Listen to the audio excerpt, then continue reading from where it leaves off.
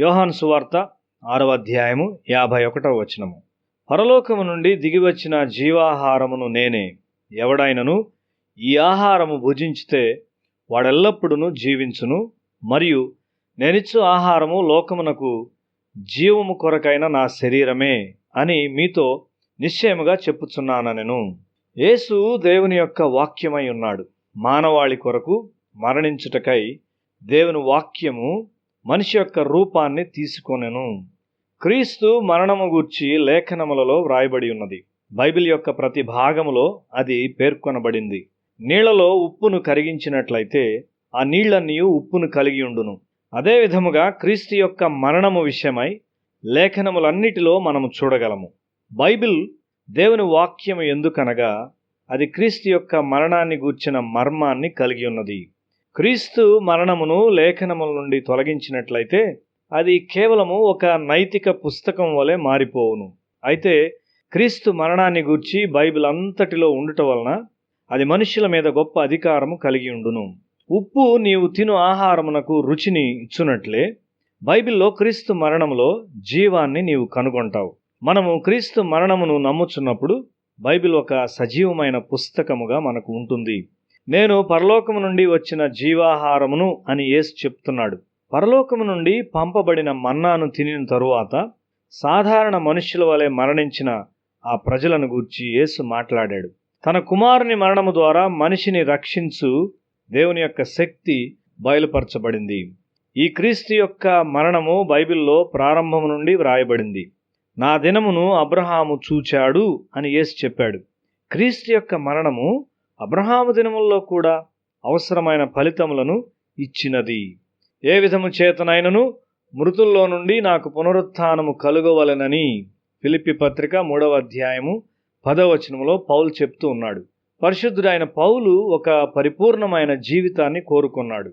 యేసు యొక్క మరణమునందలి విశ్వాసము ద్వారా అతడు ఆ జీవితాన్ని సంపాదించుకున్నాడు. మనము ఒక స్పష్టత లేని విశ్వాసమును కలిగి ఉండకూడదు.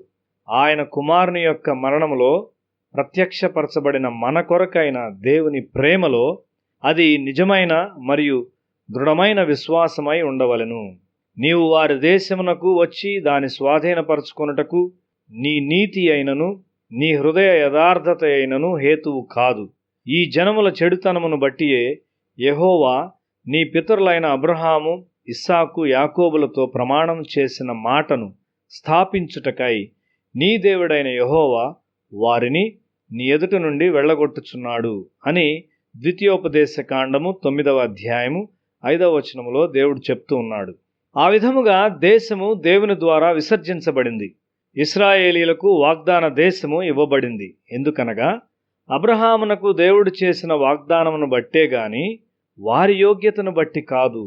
ఈ సూత్రము నేడు కూడా క్రియ చేయుచున్నది. యేసు మరణించకపోయినట్లయితే లోకమునకు నిరీక్షణ లేదు. క్రీస్తు యొక్క మరణము ద్వారా లోకములోనికి ప్రతి విధమైన నీతి మరియు సమాధానము వచ్చినది.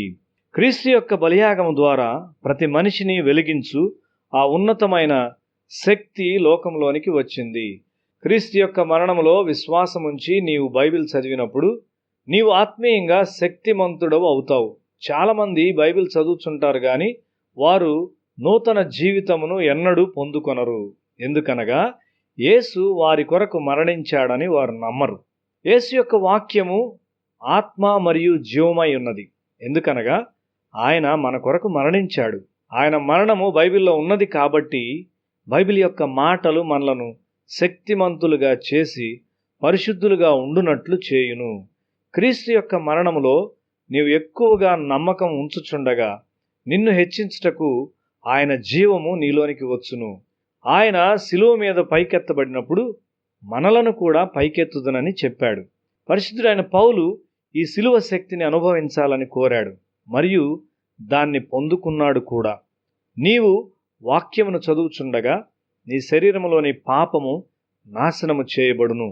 ఆయన మరణము ద్వారా నీవు జీవించగలుగుచున్న నీ జీవితమును చూచి నీవు ఆశ్చర్యపడతావు. దేవుడు మనలను చీకటి యొక్క శక్తి నుండి విమోచించి ఆయన ప్రియ కుమారుని యొక్క రాజ్యములోనికి మనలను చేర్చాడు.